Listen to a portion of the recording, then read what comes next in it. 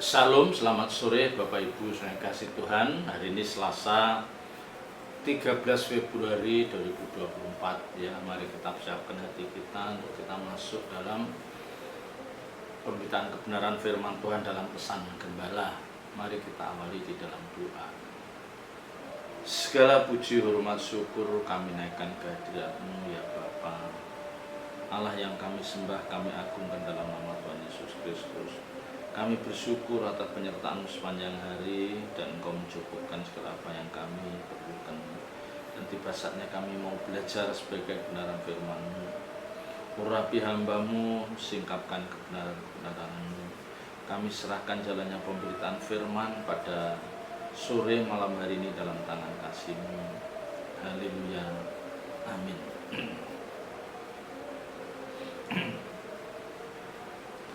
Bapak, Ibu, Saudara yang dikasih Tuhan,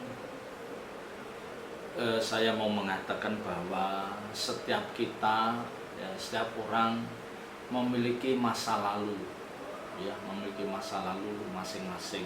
Ya.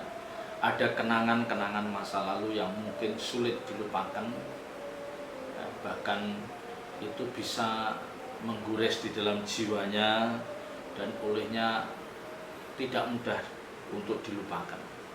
Ya, orang-orang yang memiliki masa lalu yang buruk atau sangat buruk, ya, baik itu dalam peristiwa-peristiwa hidup yang mereka jalani atau ya, karakter yang terbentuk karena masa lalu yang buruk, itu tidak mudah diubah. Ya, khususnya kalau ini menyangkut dalam kehidupan orang percaya. Ya. Seringkali jiwa seseorang itu sudah dilukis, ya. Di dalam jiwa seseorang itu sudah ada lukisan. Yang lukisan itu, ya, karena filosofi mereka masa lalu, atau yang saya katakan peristiwa-peristiwa masa lalu, sehingga itu menjadi guratan dalam jiwanya yang itu tidak mudah dilupakan. Ya, itu tidak mudah dilupakan. Kalau seseorang ingin bertumbuh dalam kerohaniannya, dan dia berjuang untuk bagaimana memperbaiki kualitas manusia batinnya itu, ya, ini perlu perjuangan. Apalagi kalau masa lalunya buruk, masa lalunya tidak baik, itu tidak mudah. Ya, itu tidak mudah. Ya, bersyukur kalau orang percaya itu punya masa lalu yang tidak begitu buruk, ya. Artinya dia mengecap filosofi dunia, tetapi itu standar. Ya, artinya apa? Dia belum tercemari oleh konsep-konsep berpikir yang tidak baik. Ya, dari dia tidak jatuh dalam pergaulan yang buruk. Nah, itu masih lebih baik, ya, masih mending dibandingkan dengan orang-orang yang memiliki masa lalu buruk dengan memiliki komunitas atau pergaulan yang tidak baik. Ini susah untuk mengarahkan, ya, susah untuk diubahkan, susah, ya, untuk orang itu diambil dari kehidupan masa lalunya untuk dipindahkan dalam kehidupan saat ini, ya, dan juga dalam kehidupan kedepannya menjadi lebih baik, itu tidak mudah. Maka tadi saya katakan, tergantung seberapa dalam guratan itu yang menggores dalam jiwa seseorang itu, filosofi dunia itu, sehingga dia susah untuk melupakan, ya, atau peristiwa-peristiwa hidup yang mereka alami yang itu tidak mudah dilupakan. Ya. Maka ada istilah, ya, orang anak muda itu istilah patah hati, ya, karena dia pernah mengalami dikecewakan dengan begitu mendalam oleh mantan kekasihnya, yang akhirnya dia tidak bisa move on, ya, dia tidak bisa melupakan karena terlalu banyak kenangan indah yang telah mereka lewati berdua. Ini tidak mudah, ya. Tetapi saya sangat yakin, Bapak Ibu Saudara, kalau orang itu memang punya tekad yang kuat, dia untuk meninggalkan masa lalunya dan dia akan menatap masa depannya, yang itu adalah yang diinginkan Tuhan dalam hidupnya. Dia diajak untuk masuk dalam kawasan baru, kawasan hidup baru sebagai orang percaya. Saya yakin bisa. Tetapi ya itu harus ada tekad yang kuat. Ya. Nah, di sini harus ada trigger yang pernah saya katakan, ada trigger, ada pemicunya. Kenapa orang itu bisa meninggalkan masa lalunya yang begitu kuat menggores dalam jiwanya itu harus ada trigger. Nah, trigger ini bisa bermacam-macam. Yang pertama, trigger ini bisa kebenaran firman Tuhan. Ya, jadi ketika dia dia datang dalam satu ibadah apakah ibadah raya, apa ibadah KKR, dan pembicara itu benar-benar dipakai Tuhan, sehingga apa yang disampaikan itu seperti menancap di dalam nurani orang itu, seperti dia menggores sehingga dan Roh Kudus bekerja.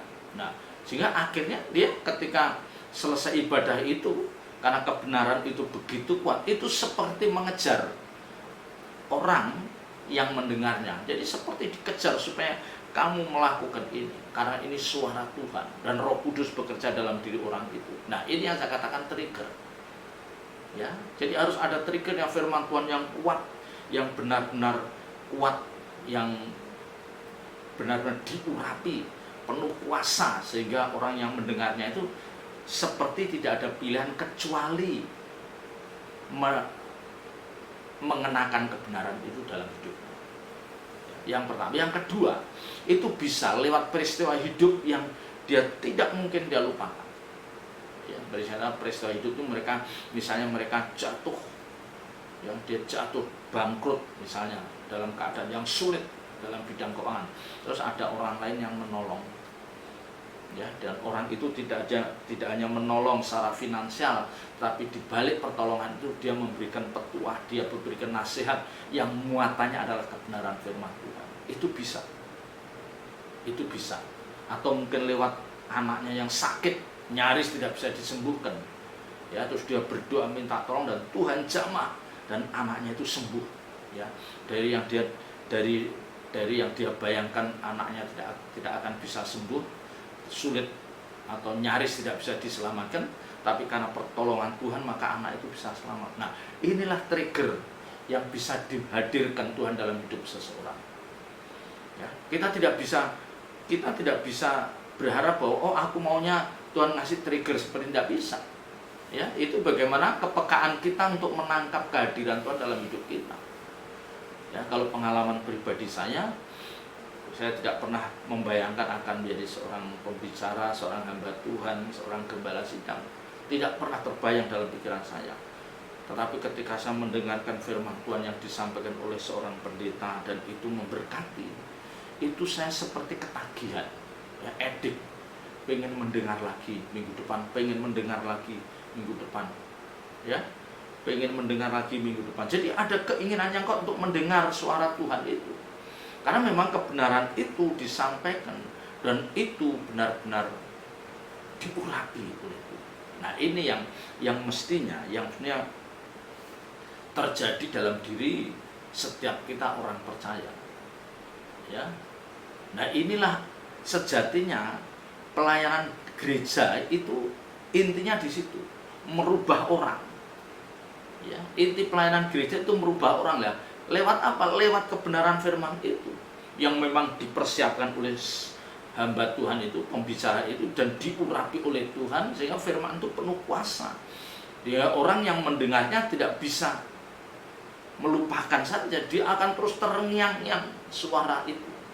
Dan Roh Kudus terus bekerja dalam diri orang itu. Nah, ini yang membuat orang akan bisa bergeser, dia bisa meninggalkan masa lalu, melupakan masa lalunya. Ya. Tapi kalau firman itu hanya sesuatu yang ringan-ringan saja, itu tidak bisa mencengkram jiwa orang itu, tidak bisa, kurang kuat cengkramannya atas jiwa atau hati orang itu sehingga tidak membekas. Ya. Nah, ini yang menjadi kerinduan kami, bagaimana apa yang saya sampaikan itu akan merupakan kebenaran firman Tuhan yang kuat, yang Bapak Ibu Saudara ketika mendengar itu terus terngiang-ngiang dan kita tidak bisa balik. Ya, kita seperti ketagihan ingin mendengar dan mendengar lagi. Nah, hal yang sama itu dialami oleh Rasul Paulus, Bapak Ibu Saudara. Rasul Paulus itu punya kehidupan lama yang itu kalau mau dibanggakan, dia bisa membanggakan. Ya, kalau bisa membanggakan, oh dia bisa bermegah. Ya. Dia bisa bermegah seperti orang-orang lain, seperti dikatakan di dalam surat Filipi ini. Ya. Filipi 3 ayat 4 katakan, sekalipun aku juga ada alasan untuk menaruh percaya pada hal-hal lahiriah. Ya, jadi dia bisa membanggakan untuk hal-hal yang lahiriah. Jika ada orang lain menyangka dapat menaruh percaya pada hal-hal lahiriah, aku lebih lagi. Ya, dia katakan aku lebih lagi. Disunat pada hari yang ke-8 dari bangsa Israel, dari suku Benyamin, orang Ibrani asli, tentang pendirian terhadap hukum Taurat, aku orang Farisi, tentang kegiatan aku penganiaya jemaat, tentang kebenaran dalam mentaati hukum Taurat, aku tidak bercacat. Ya, jadi masa lalunya itu tentang hukum Taurat itu dia tidak bercacat. Mentaati hukum Taurat, aku tidak bercacat. Nah, itu bisa menjadi kebanggaan orang Ibrani asli, suku Benyamin. Ya, apa yang kurang?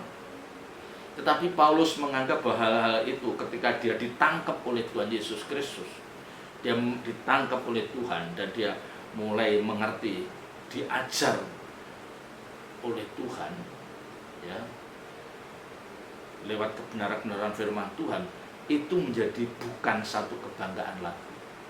Ya, jadi ketika dia bertemu dengan pribadi Tuhan Yesus, apa yang dulu dianggap sesuatu yang bernilai sekarang dianggap sampah. Nah, ini masalahnya. Kalau Paulus itu kan berbaliknya ketika dia ketemu Tuhan, ya, di jalan lurus itu berupa sinar itu, ya, sampai dia itu buta. Ya, dia katakan, Saulus, Saulus, mengapa engkau menganiaya aku? Ya, ternyata itu suara Tuhan. Jadi punya pengalaman rohani yang luar biasa itu, sehingga dia bertobat. Nah, tetapi kan kita tidak boleh berharap memiliki pengalaman yang adikodrati seperti Paulus itu. Ya, kita tidak harus lewat pengalaman seperti itu, tapi bisa lewat kebenaran-kebenaran firman Tuhan yang kita dengar. Ya, saya ajak Bapak Ibu Saudara membaca di dalam Filipi pasal 3 ayat yang ke-13. Filipi pasal 3 ayat 13. Saudara-saudara, aku sendiri tidak menganggap bahwa aku telah menangkapnya, tetapi ini yang kulakukan. Aku melupakan apa yang telah di belakangku dan mengarahkan diri kepada apa yang di hadapanku. Ya. Aku sendiri tidak menganggap bahwa aku telah menangkapnya. Menangkapnya itu memperoleh kebenaran itu, mendapatkan persekutuan dengan Kristus Yesus. Dia tidak merasa bahwa dia telah menangkapnya. Ya. Karena ayat 10 katakan, yang kukondaki ialah mengenal dia dan kuasa kebangkitannya dan persekutuan dalam penderitaannya, di mana aku menjadi serupa dengan dia dalam kematiannya. Ya, jadi ini yang menjadi serupa dengan dia, ya, dan masuk dalam persekutuan dalam penderitaannya. Ini dia yang dia inginkan, tapi dia belum menangkap. Ya, dia merindukan hal itu, tapi dia belum menangkap, belum memperolehnya secara lengkap itu. Tapi dia sudah mulai punya pemahaman. Nah, yang dia lakukan adalah aku melupakan apa saja yang telah di belakangku dan mengarahkan diri kepada apa yang di hadapanku. Jadi masa lalu yang itu dia lupakan, tapi dia sudah memandang masa depan. Ini yang sedang aku kerja, ini yang sedang aku perjuangkan. Ya. Hidup dalam persekutuan dengan Tuhan, ya, dia ikut persekutuan dalam penderitaannya, di mana dia akan bisa menjadi serupa dengan dia dalam kematiannya. Itu yang dia perjuangkan. Itu tidak mudah. Itu tidak mudah, Bapak Ibu Saudara. Nah, makanya di depan saya katakan, kalau kita mau bertumbuh iman kita, kalau kita menginginkan manusia batiniah kita mengalami pembaharuan, ya, kita harus fokus ke depan. Ya, ada sesuatu yang kita perjuangkan dan kita melupakan masa lalu kita lupakan. Ya, biarlah masa lalu itu menjadi kenangan. Memang ada masa lalu yang bisa itu menjadi pegangan, menjadi seperti pengalaman bagi kita ada. Tetapi ada yang memang benar-benar harus kita lupakan. Ya. Nah, masalah utama bagi orang percaya kenapa mereka sulit atau tidak bertumbuh rohaninya, ya, bagaimana kualitas manusia batinianya tidak berubah, ya hanya seperti itu saja. Padahal dia sudah ke gereja, dia aktif ambil bagian dalam pelayanan, ya. Dulu pemarah, sekarang masih tetap pemarah, ya. Dulu mulutnya suka ngomongin orang lain, ya, ngerasanin, ya, menyebarkan hal-hal yang kurang baik, sekarang masih dilakukan, ya, sekalipun intensitasnya mungkin berkurang. Ya, dulu hitungan banget, pelit, sekarang masih seperti itu. Ya, jadi sepertinya tidak ada perubahan yang signifikan. Padahal orang-orang ini adalah orang-orang yang rajin ibadah, ambil bagian dalam pelayanan, bahkan dia menjadi pelayan Tuhan. Tetapi manusia lamanya benar-benar belum dikuburkan. Ya. Nah, ini orang-orang seperti ini adalah yang pertama mungkin dia belum pernah, ya, dia belum mendapatkan trigger, pemicu supaya dia lebih serius berurusan dengan Tuhan. Ya, atau sebenarnya ada trigger, dia udah mendengar kebenaran firman Tuhan, wah yang benar kuat, ya, yang diurapi, tetapi memang dasar orang ini apa? Dia masih ingin menikmati keindahan dunia. Ya, dia belum punya komitmen yang kuat untuk berubah, untuk memperjuangkan sesuatu yang itu adalah bernilai bagi pertumbuhan jiwanya. Ya, dia belum punya komitmen. Ya. Jadi itu kemungkinan memang dia belum pernah dengar firman Tuhan yang benar-benar kuat, yang penuh kuasa, yang bisa menyentuh nurani, menyentuh jiwanya, sehingga dia tidak bisa menghindar, dia harus mengenakan kebenaran itu. Ya, dia belum pernah mendengar firman seperti itu, atau memang dia tidak serius. Ya, dia pernah mendengar itu, dia mengeraskan hatinya. Maka ada ayat mengatakan, kalau kamu saat ini mendengar suara Tuhan, jangan keraskan hatimu. Banyak orang itu mengeraskan hatinya. Ya, orang-orang yang mengeraskan hatinya inilah orang-orang yang apa? Memanjakan perasaannya. Ya, orang yang memanjakan perasaannya. Dan saya mau katakan, orang-orang yang mau memanjakan perasaan itu mereka akan lebih cenderung melukai orang lain. Ya, saya ulangi, orang-orang yang memanjakan perasaannya, artinya apa? Dia tidak mau dilukai, dia tidak mau disakiti, ya. Orang harus tahu dan bisa menjaga perasaannya. Ya, dia orang yang sensitif, tidak bisa tersinggung, tidak bisa direndahkan. Ya, orang yang menjaga perasaannya ini rata-rata dia akan cenderung mudah melukai orang lain. Pasti. Ya, apa? Karena apa? Ketika dia disinggung nanti dia punya respon yang enggak baik. Ya, ketika dia sedikit direndahkan nanti dia akan merespon yang lebih ini, sehingga banyak orang terlukai.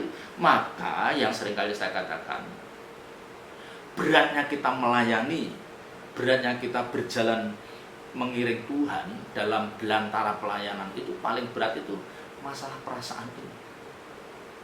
Ya, bagaimana kita tidak boleh mudah tersinggung, bagaimana kita tidak boleh mudah terlukai, ya, sensi. Ya, ada ucapan yang tidak sengaja, wah itu nyinggung saya. Jangan. Ya, jangan. Sekalipun toh itu memang ditujukan untuk menyakiti kita, kan Alkitab katakan kita harus tetap mengasihi, kita mengampuni, kita mendoakan, kita memberkati. Ya, itu kan jelas di dalam Injil Matius pasal 5 sampai 7 itu jelas. Ketika dilukai, dirugikan, ya, ketika kita disakiti, bagaimana respon kita, itu yang akan menentukan perkembangan pertumbuhan manusia batinnya kita. Ya, Jadi kalau Bapak Ibu Saudara masih menjadi orang-orang yang sensi, waduh, sulit berkembang. Nah, ayat 14 dikatakan, dan berlari kepada tujuan untuk memperoleh hadiah, yaitu panggilan surgawi dari Allah dalam Kristus Yesus. Jadi Paulus sudah tahu bahwa aku dipanggil, ini panggilan surgawi yang aku harus berlari. Akhir apa artinya? Dia harus berjuang meraih, mewujudkan panggilan itu. Nah, ini mestinya fokus hidup kita, Bapak Ibu. Ya, jadi panggilan kita itu dikatakan dan berlari kepada tujuan untuk memperoleh hadiah. Ya, hadiah itu yaitu apa? Panggilan surgawi dari Allah dalam Kristus Yesus. Ya. Itu panggilan surgawi itu. Karena kita memang diproyeksikan menjadi anak-anak Allah yang akan mewarisi kerajaan surga. Itu panggilan kita. Makanya kita harus bisa meninggalkan masa lalu kita. Masa lalu kita yang buruk, karakter kita yang tidak baik harus dilupakan, dan kita mengarahkan untuk kita bisa mewujudkan panggilan itu dalam hidup kita. Ya. Berlari pada tujuan, berlari-lari. Jadi ada perjuangan. Ya, ada gairah, ada spirit untuk meraih itu. Makanya kalau orang percaya ke gerejanya hanya asal-asalan, hanya formalitas saja, dia tidak akan bertumbuh, manusia batinnya tidak akan bertumbuh. Ya. Dia harus menganggap bahwa memiliki mengenakan kodrat ilahi, bahwa mengenakan kodrat ilahi itu memang dikehendaki oleh Tuhan, itu ada dalam diri setiap orang percaya, mengenakan kodrat ilahi. Nah, untuk mengenakan ini kita harus berjuang. Ya, berlari bagaimana aku bisa mengenakan kehidupan Kristus dalam hidupku, itu perjuangan. Berlari-lari, dia sudah melupakan masa lalu. Ya, kalau dulu kita menjadi orang yang terhormat, orang yang suka dihormati, orang yang selalu mendapatkan perlakuan yang istimewa, itu sekarang kita lupakan. Ya, mau dihormati, monggo silahkan, tidak dihormati ya nggak masalah. Karena fokus kita, fokus saya adalah bagaimana saya bisa mewujudkan panggilan ilahi itu dalam hidup kita, dalam diri kita. Ya, nah ini yang jarang Bapak Ibu Saudara. Rata-rata kita akan menjadi orang percaya yang normal-normal saja menurut kacamatanya. Padahal kalau normal menurut kacamata Tuhan, kita harus mampu mematikan keinginan daging kita. Kita mampu untuk meninggalkan kesenangan duniawi, itu yang normal di mata Tuhan. Kalau kita akan tidak, ya, sementara ke gereja, sementara melayani, sementara menjadi hamba Tuhan, tetapi masih tetap duniawi, masih tetap duniawi, harga dirinya masih dipegang teguh, ya, masih ingin kehormatan, masih punya keinginan yang kuat untuk menikmati keindahan dunia. Lah ini sulit, nggak ketemu. Jadi orang-orang yang tidak pernah berjuang untuk mewujudkan panggilan surgawi di dalam dirinya.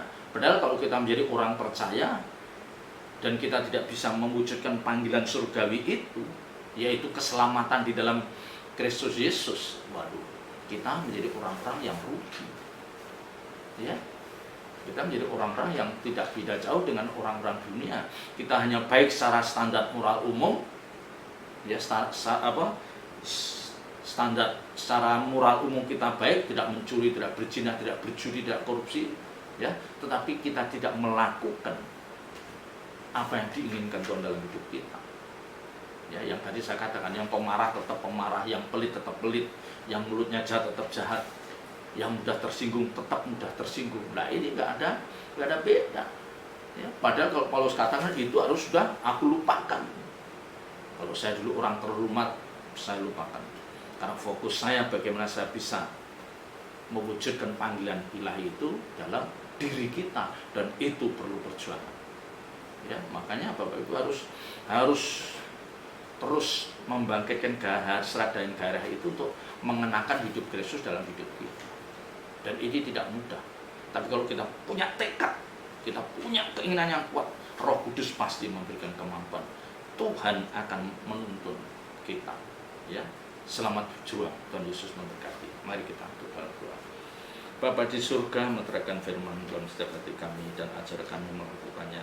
Bapa, Engkau tahu keterbatasan dan kekurangan kami. Olehnya kami mohon Roh Kudus memberikan kami kekuatan. Roh Kudus memberikan kami kesungguhan memimpin perjalanan hidup kami ini. Dalam nama Tuhan Yesus Kristus kami berdoa. Haleluya. Amin.